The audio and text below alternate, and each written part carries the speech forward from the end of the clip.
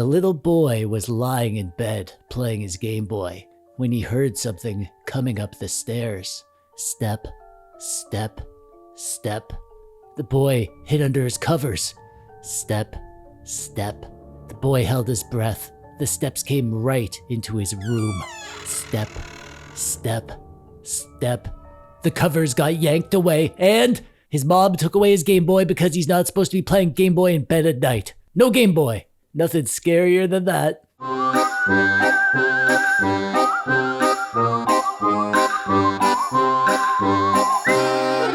I want to suck your blood. Ah!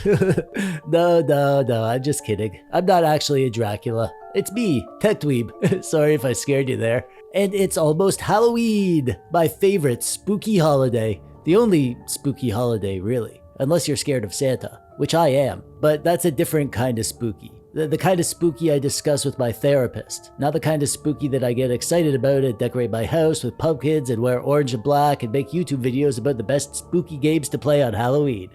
Speaking of which, let's do some of that, shall we? I've picked out my personal 10 spookiest, scariest retro games to play when you're in the Halloween spirit. These are true retro games. They're not 3D games from when the games were actually scary. No, today we're going way back to the era of 2D retro horror games. And because I can't play scary games on a non-scary retro handheld, I'm running all of these games on this, my new spooky black version of the Pow Kitty X55, which is a handheld that I loved. Check out my review of this thing if you want to know more about it, after you watch this video, of course. Unless you get so scared that you go hide in the closet and refuse to come out until your mom checks under the bed for monsters. This spooky black Pow Kitty X55 was sent to me by Lit NXT. They sell this, and you can buy it from them if you want one. There's a link in the description below. But now it's time, boys and ghouls, to get in a spooky mood. So turn down the lights, put on some scary music to set the scene, light some candles, adopt a black cat that you'll keep for the next 2 weeks and then dump it back in the animal shelter after Halloween, and fire up your spooky black Pow Kitty X55,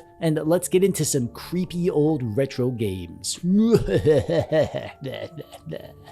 Gargoyle's Quest for the Game Boy is the perfect game to kickstart our list. This is a spin-off of the Ghosts and Goblins series that you might be familiar with on the NES. I was considering putting that game on the list as well, but I only had room for 10. This is one of the best Game Boy games that I've ever played. You are one of the bad guys in this game. You're a gargoyle named Firebrand, and you're tasked with saving the land from something. I forget. It has some light RPG elements because you can upgrade your skills and there's actually a bit of a story. There's an overworld map with random encounters and you go into different locations and you do the dungeons or the castles or whatever. We played this in the private Patreon-only chat room of my Discord server. That's one thing we do there. It's a retro game of the month club called Dusty Game Society. And this was the first Dusty Game Society that we played. And I instantly fell in love with it. I've heard such good things about it over the years, and playing it for myself for the first time, I was not disappointed.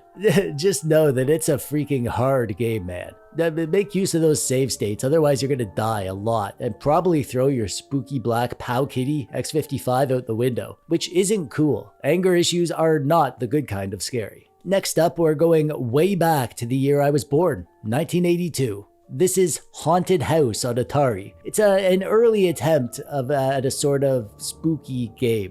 You're dead isn't that scary. Yes, it is. You're a disembodied floating pair of eyes, and you explore a haunted mansion, trying to find pieces of the urn that holds your ashes so you can return to life. But it's not so straightforward. No, it's not. Because there are creepy, spooky things trying to stop you. That's right, there are roaming enemies including vampire bats, tarantulas, and a ghost. Ooh. I mean, it's not actually scary by today's standards, obviously. You know how like early horror movies are really lame today, but back then they made people poop their pants? Well, maybe it's that sort of situation. As far as Atari games go, this one's actually pretty playable. Just don't play this in a real haunted house though. That would be way too scary.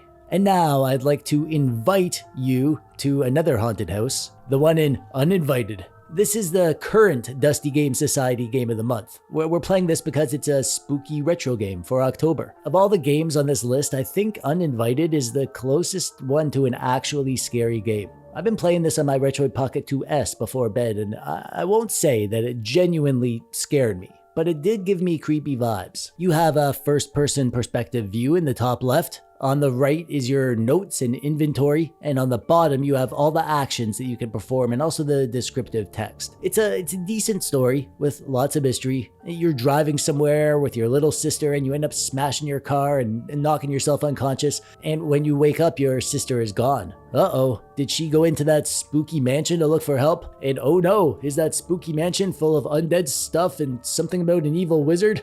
Yup.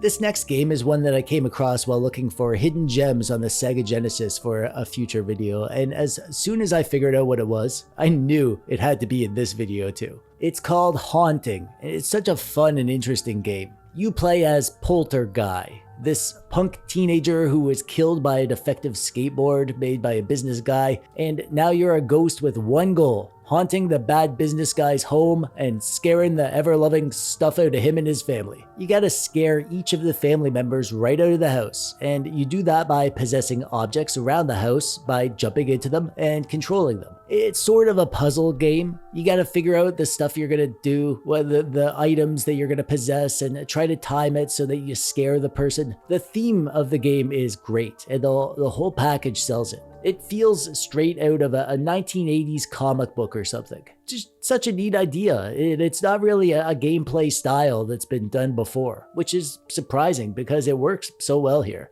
I was considering adding a Castlevania game to the list because what's more Halloweenish than Castlevania? Come on now, it's got vampires and skeletons and ghosts and zombies. Of course it's a spooky game, but there are so many to choose from, so I decided to go with a lesser known spin-off from the Castlevania series, Kid Dracula for the Game Boy.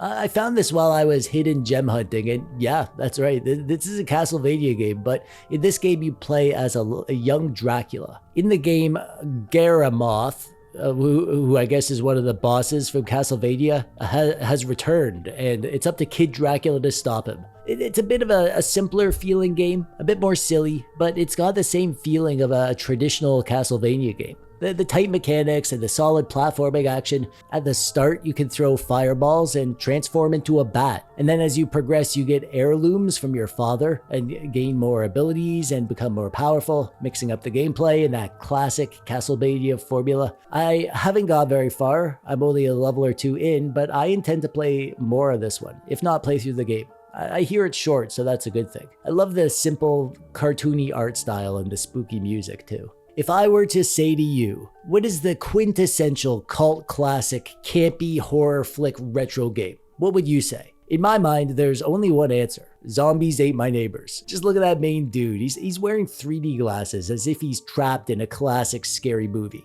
I remember reading about this in Nintendo Power, and I knew it was going to be a good game that I'd love, and it did not disappoint. The gameplay is tight. You just run around the levels in a top-down perspective, shooting zombies with your water gun, saving survivors. Everything about this game, from the art to the sound effects and the music and the gameplay, just gels together to capture that classic zombie flick vibe. And they've got all the classic monsters in here too.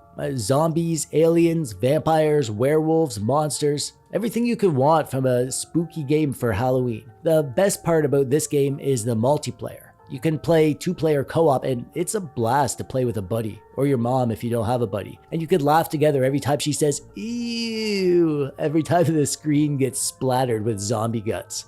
This next game was on my shortlist for my Gameboy Color Hidden Gems video, and it still might be in the next one. It's Alone in the Dark. The original Alone in the Dark is pretty lame by today's standards, but at the time, I'm telling you, it was super creepy. When the reboot called Alone in the Dark: A New Nightmare was released for PS1 and Dreamcast, the Game Boy Color got a stripped-down version. And you know what? They freaking nailed this game on the Game Boy Color. The Game Boy Color isn't known for having games with great graphics, but look at what we're seeing here.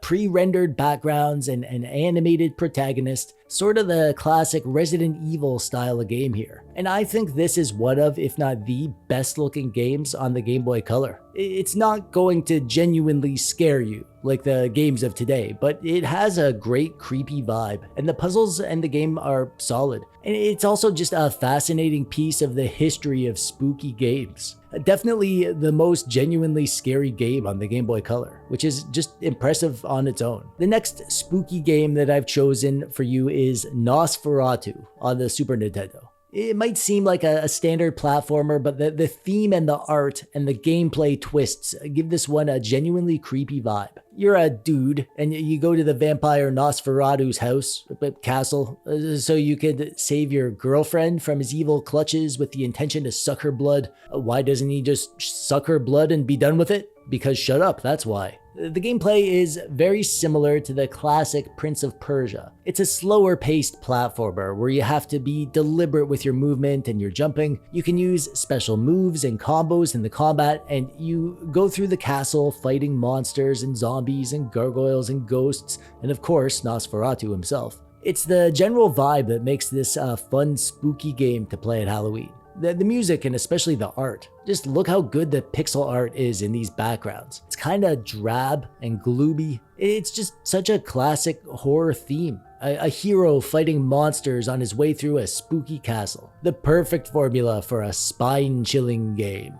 I had to get Ghouls and Ghosts on the list. It's just such a classic, silly game featuring all the goofy, spooky stereotypes out there. It's a damn hard game though. Even with save states, I get freaking owned by this game. It's almost like Dark Souls, where it's hard but fair. You can get good enough to master the game. You play as Sir Arthur, a knight, and you gotta go through the world and kill the monsters, rescue the soul of a princess or something. I don't know. We don't play Ghouls and Ghosts for the story. We play because we like killing zombies and skeletons and gargoyles and ghouls and ghosts and all those colorful classic monsters. As you progress, you gain items like armor and weapons, and when you get hit, you lose your stuff until you're down to your underwear. I played the Super Nintendo version back in the day, but now I prefer the Sega Genesis version. It scales way nicer on my retro handhelds, and it's a damn nice looking game. If you're into pixel art, then you'll really like the ghoulish spectacle that awaits you in Ghouls and Ghosts. And that brings us to the end. Now, before you grab a flashlight and your retro handheld of choice and stay up past your bedtime playing scary retro games under your covers, you gotta promise me one thing. If your mom catches you,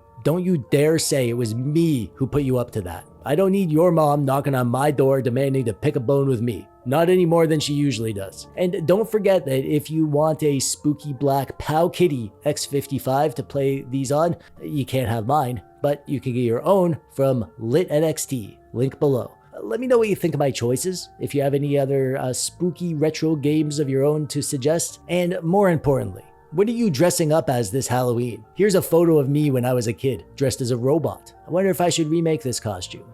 It seems like a lot of work. I don't know. Well, that's it for me. I'm TechDweeb, thanks for watching. Boo! Did I scare you there? Yeah? Okay, good.